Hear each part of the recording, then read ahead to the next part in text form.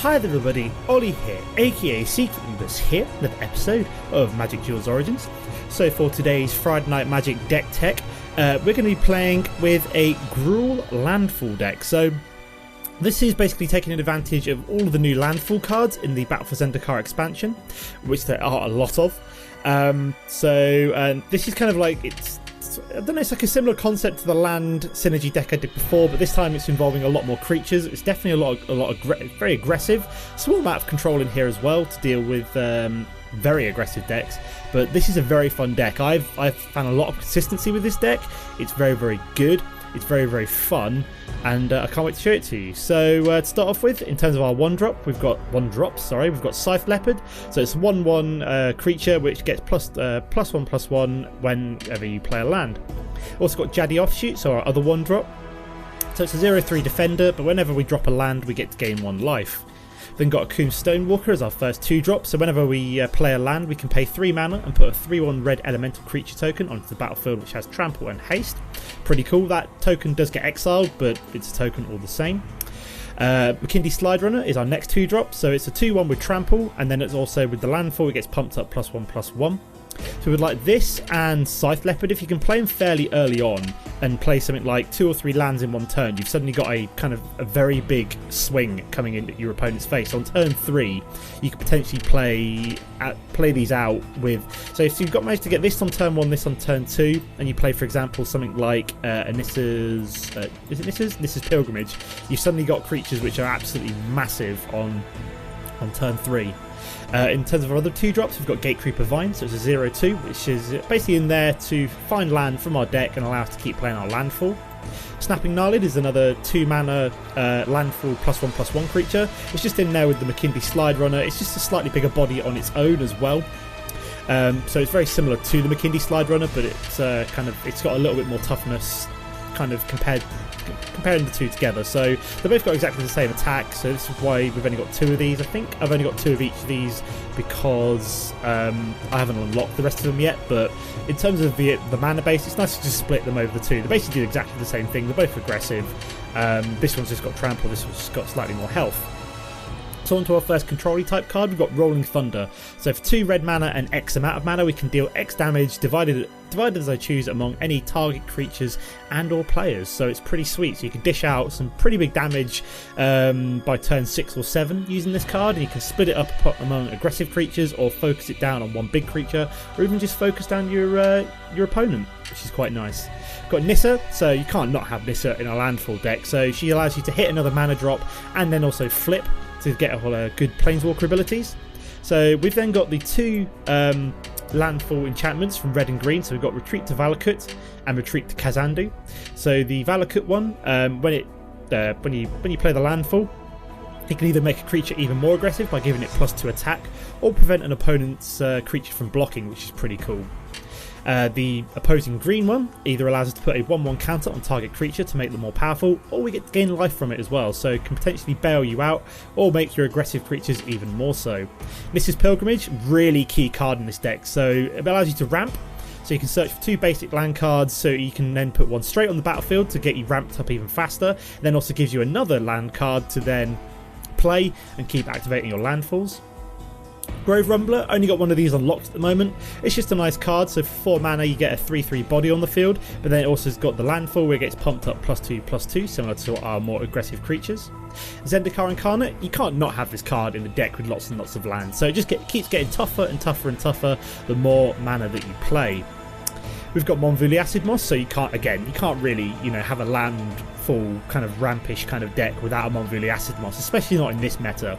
So you get to 4 mana, you get to ramp up by playing a land. That also triggers all the landfall abilities of your aggressive creatures, and you get to set your opponent back all in one card. So this is a very, very good card. Territorial Baloth, so another landfall creature, very similar to the red-green one, so very similar to the Grove Rumbler. The only reason I've got these in at the moment is because I only have one of the Grove Rumblers. I don't think I'll be keeping these in once the other ones of these are available, just because it's like exactly the same, it's actually cheaper, but almost exactly the same card, and this one has trample as well. So the only real benefit with this one is that it's just got the slightly better base toughness and attack. Zendikar's Royal, so another landfall enchantment, but this time we actually get to put elemental creature tokens onto the battlefield. And then the premium card in this deck, the Omnath Locus of Rage. This card is just win. Win, win, win, win, win.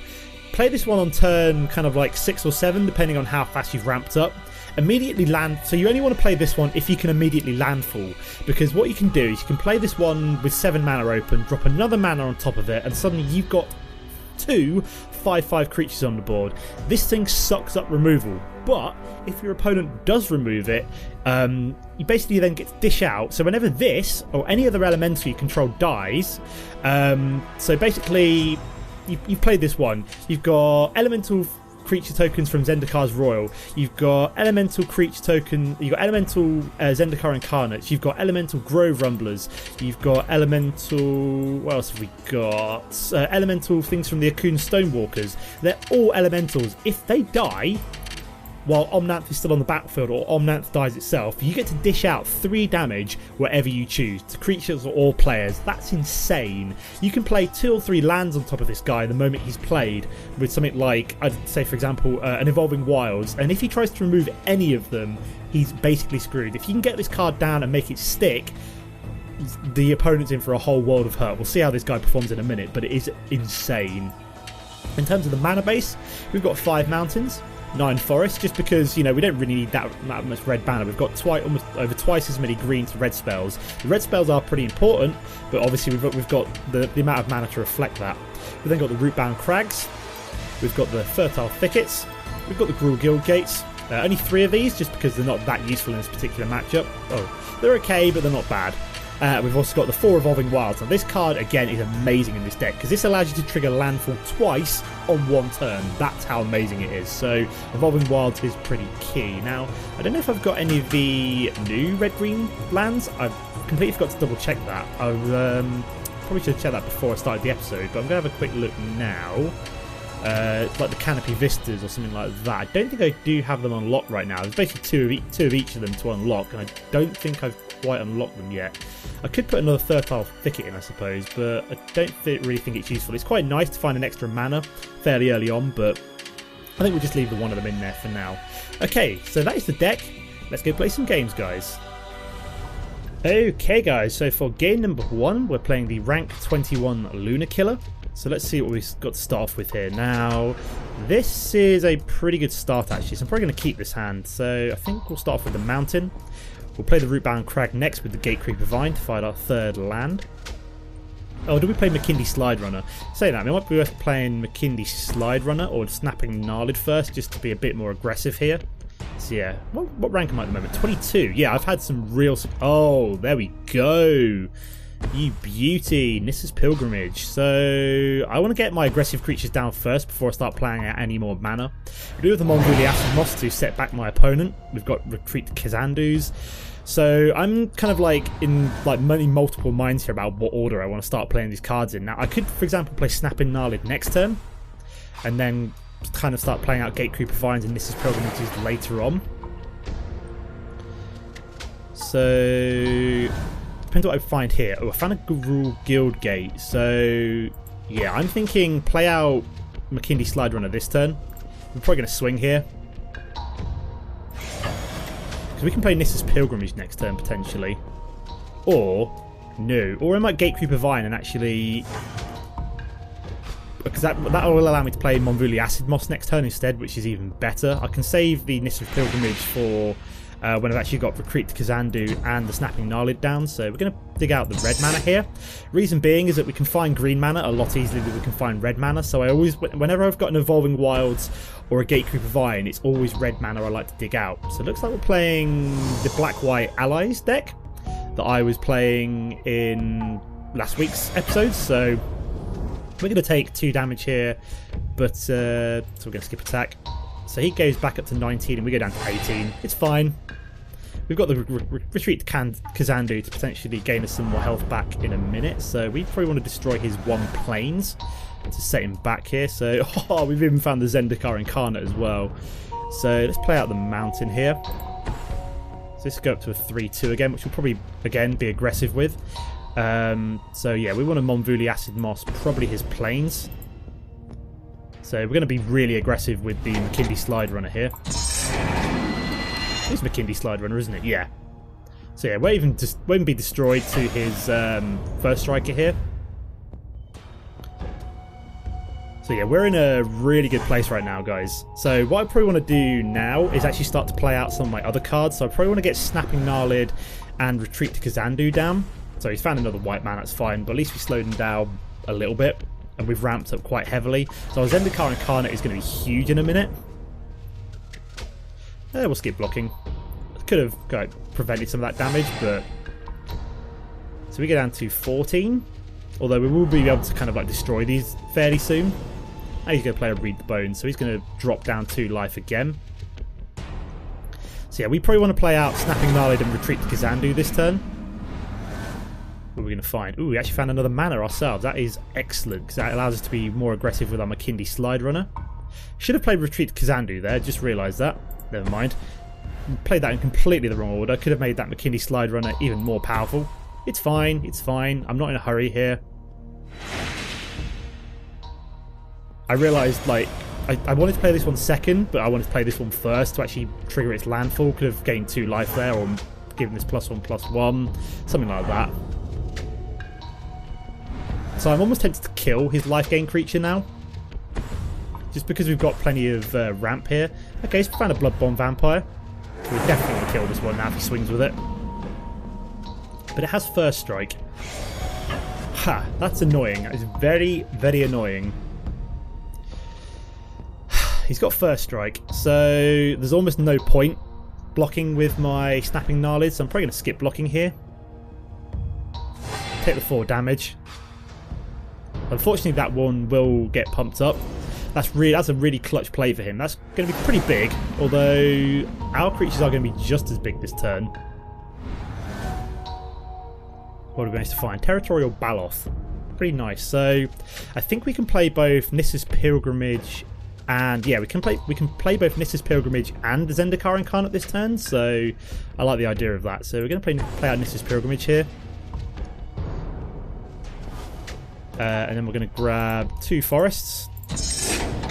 So do I want to gain 2 life, or do I want to put a +1/+1 counter on target creature?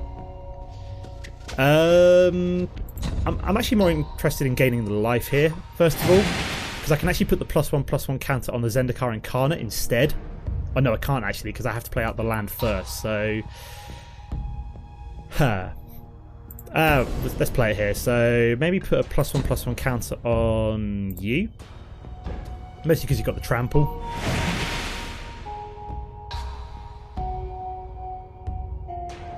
So we're going to swing with both of our aggressive creatures here, take him down to 5.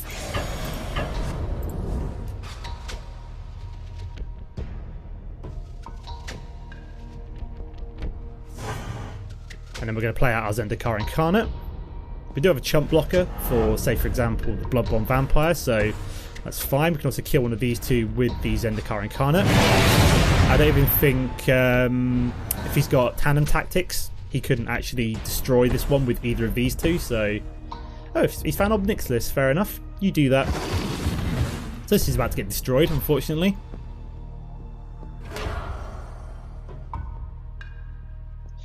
What a surprise. So he can't really swing with all of these, because he'll leave himself open for lethal, potentially. So he's just swinging with the 2/1. Probably skip blocking there, then.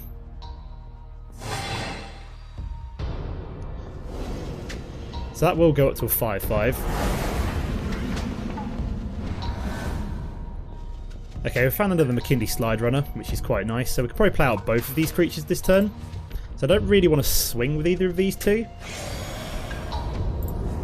So we'll just play out our 2 creatures. I don't mind if this gets a bit bigger.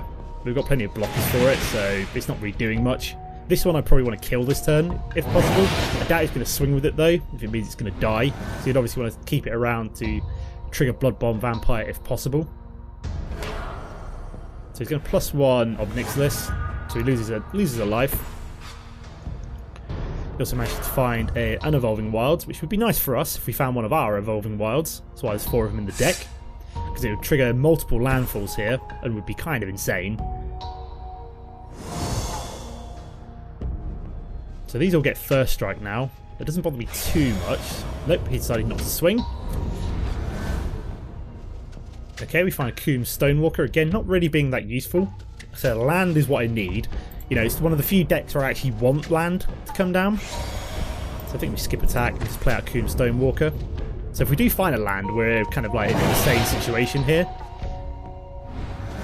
Because we could potentially come at him with a lot of force. We just have to find that land drop first. I mean, he could potentially destroy my Baloth with his Obnix list now, but he's not. He's deciding to +1 Obnix list, which is good for us, and he's losing a life as well. Finds another Blood Bomb Vampire. These will get first strike. So he's deciding not to swing. No, seriously? Another Coombe Stonewalker? We're just finding creatures here. Like, I mean, if we find a land, we can potentially like play double of these and we'll have an absolute monster of a force coming down. But we still need those land drops. Any kind of land, any ramp. I mean, I've got like 1, 2, 3, 4, 5, 6, 7, 8. So I've got 16 more lands plus, so almost half of this deck is land or ramp. I think, yeah. What almost half that's left is like almost land or ramp. So he's still not swinging. So he's down to 4. Here we go. We're on our way now, guys. So I'm going to give you +1/+1. This gets trample as well and landfall. So I think we're going to have more creatures in here. So we're going to pay 3. That's perfect. So let me just add this up in a second. So he's got 1, 2, 3, 4, 5, 6. We'll add this up in a second. These will get trample and landfall and all sorts of good stuff. So we got 1, 2, 3, 4, 5, 6, 7, 8. Yeah, we've got enough creatures to actually just force this through. Awesome. I knew it would happen eventually. I was just waiting for that land drop to come down. That's all we were waiting for. So he can't actually do anything. I've got more creatures than he can block. So I've got 8 creatures. 2, 3, 4, 5, 6, 7, 8. And he's got 1, 2, 3, 4, 5. Yeah, he's only got 6 creatures that he can block with. And I've got 8 creatures down. And they've all got more than 2 attack. Or 2 or more attack. So even if he were to block every single one of my creatures, he's still dead. I think. Because we've also got trample going through as well, potentially. Yeah, because this is trampling. So even with his lifelink from the Child of the Night, he can't win. He's basically just dead. Yeah, excellent. That's taking him down to 0. Awesome. He's watching all the damage. Oh, why would he have damage effects on? Come off it, man. I'll see you in a sec for game number 2, guys. Okay, guys, here we are for game number 2. We're playing rank 31 Crusader, something like that. So, can we keep this hand? I think we can, because we've got 3 mana, thanks to the Gatecreeper Vine. So, yeah, we're playing Crusader. I did get that right, excellent. So, we're playing Dimir, potentially. So, maybe Dimir Control or Dimir Mill. One of the two.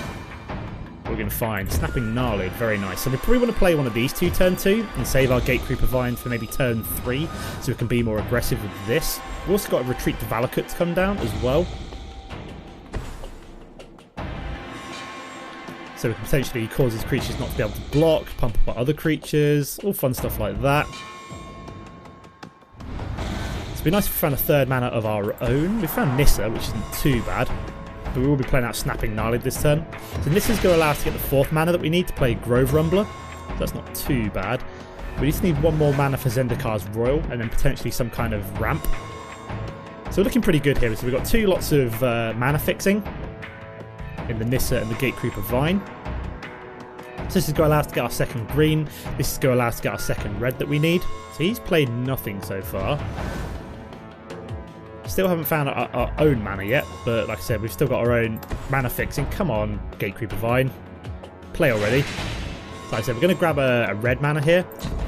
Actually, I'll grab a Gruul Guildgate because we're not going to be able to play anything else regardless. So I may as well grab the dual land, which I can't necessarily play this turn. Gets us both red and green that way. Come on. There we go. We'll get there eventually, guys. I think there's a bit of lag going on. I don't know if it's at his end or my end, but we are experiencing some, so things are a little bit slow right now. So I think we might have to play Nissa here, not as a Planeswalker, but more as just a mana fixing card. Okay, so he's inspiring here. So far my opponent has done nothing. So we're going to take him down to 14 this turn coming.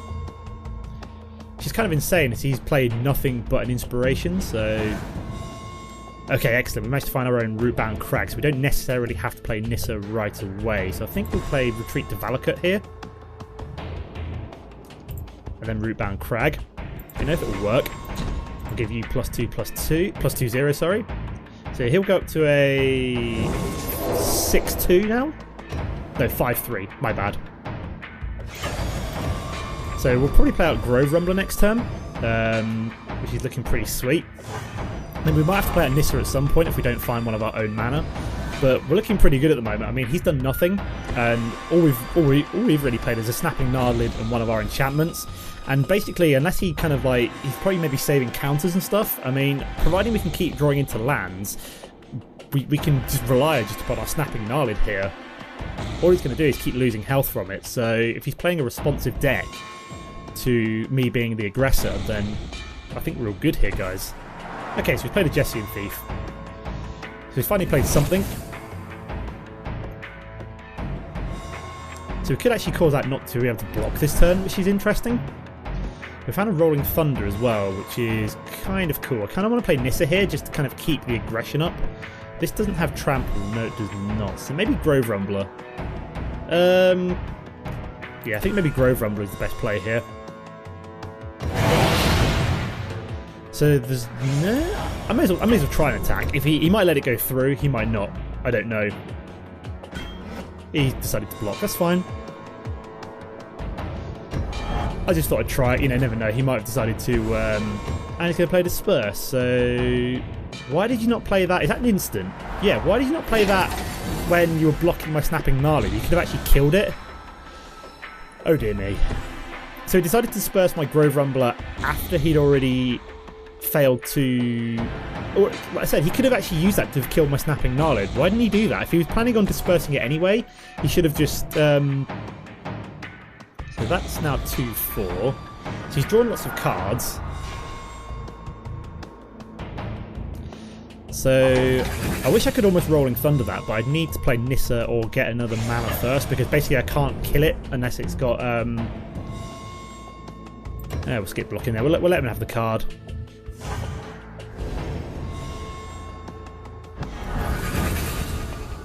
So it looks like he's playing like Dimir, like Tempo or Control, something like that. Okay, we found a Jaddy Offshoot, which we'll probably play first. Then probably play Nissa. If he doesn't counter it, he's going to counter it. Well, at least we've drawn a counter out. Calculated Dismissal. What a surprise.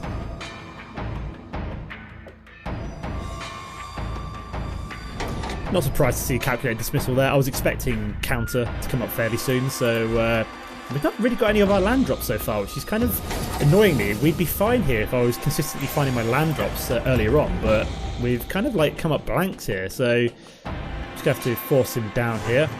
So this one now can act as a blocker to the 2/4 in case he can prowess it at all. I think even if he were to prowess twice on this, I could still block it with the no, I couldn't quite block it with the Jaddy Offshoot.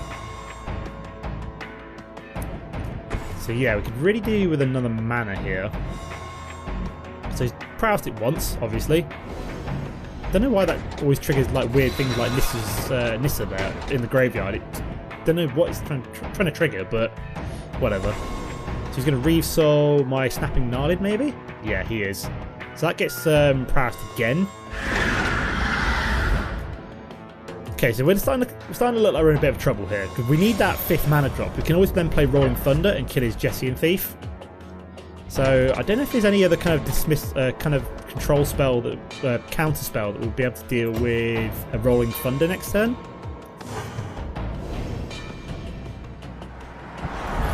So I almost want to... I need that 5th mana. I could always then play out Territorial Baloth as well. Okay, so he's played out Sigil Starfish, so there's nothing he can do about whatever I want to play this turn now. Ooh, excellent. We found Nissa's Pilgrimage. So I probably want to play out Grove Rumbler. We've got Nissa's Pilgrimage to trigger multiple landfalls now, so next turn I could potentially play Nissa's Pilgrimage and a Snapping Gnarlid. I don't know. We'll see how it goes. Okay, he's played out Sphinx's Tutelage, so it's interesting. but not necessarily the end of the world for us, as we don't really need. I think we're okay. We've got the potential rolling. If we can get him down to say 4 or 5, we can finish him off with the Rolling Thunder, provided he's kind of like outplayed himself in terms of mana. So I've got to stick with it here, guys. Okay, so he's played Artificer's Epiphany, so I know that I can basically play whatever I want next turn. I mean, I'm going to get milled potentially 4 here. 4, maybe even 6. So that's 2. That's excellent. It's only we've lost an Evolving Wilds, so there's all our mana and a Monvuli Acid Moss. So he's going to swing with that one. I might just throw my Gatecreeper Vine under the bus this time, because I don't really need it anymore. It'd be nice if we got one of our own mana drops here. Oh yes, yes, yes, yes, so much yes. So you're going to get +2/0 until end of turn.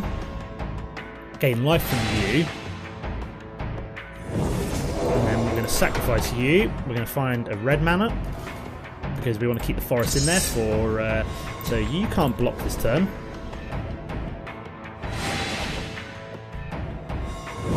Can we actually win here? So you're gonna go up to a 7-5, 9-7. Yeah, we've just won. Yes, he's tapped himself out. Awesome. Look at that. So, whatever. Doesn't really matter at this point. He can't block. I'm surprised he hasn't quit by now. There we go. That's what you get for tapping yourself out against a Landfall deck. Oh, this is why I love this deck. It is so good. It's so consistent. I mean, even when it was like looking like, oh my god, I'm getting out controlled here, I still won. I didn't believe that. It's so much. I love this deck. It's so much fun. It is unbelievable. I've won like 6 or 7 games on the trot with this deck now. It's absolutely insane. I think it's more like 7, maybe even 8 games in a row I've won with this deck. It's so good. Didn't even get to see Omnath today. I mean, that if I found Omnath, that would have been even better, but didn't even need it. You know, this deck has got like backups upon backups upon backups. Like, there's so many cards in this deck that just win, and it's just so much fun. I highly recommend playing this. It's really consistent, which is the main thing about it. So I think we've got a pack to open as well. So let's buy a pack. So we're going to get something good. Eldrazi Sky Spawner. Cinderglare. Excellent. I can drop that into the deck as well for next week. Cryptic Cruiser. So devoid. Put a card an opponent owns from exile into that player's graveyard. Tap target creature. Interesting. That'd be pretty cool for like a. I suppose that would work quite well in like a blue Eldrazi deck. We've also got a Marusa Ranger, so a landfall creature. Whenever a land enters the battlefield under your control, you may pay 4. If you do, put 2 1/1 counters on Marusa Ranger. That's tempting to put in this deck, but it's just not quite as aggressive as I'd like almost. I don't know. We'll have to see. I might have to play around with this card, see if it belongs in this deck. But at the moment, it doesn't need it. We've also got Clutch of Currents, a Bounce Spell, and Felidar Cub. Okay, so that is the deck. That is some games. As always, guys, don't forget to comment and like if you've enjoyed the episode, and I'll see you next time. Goodbye.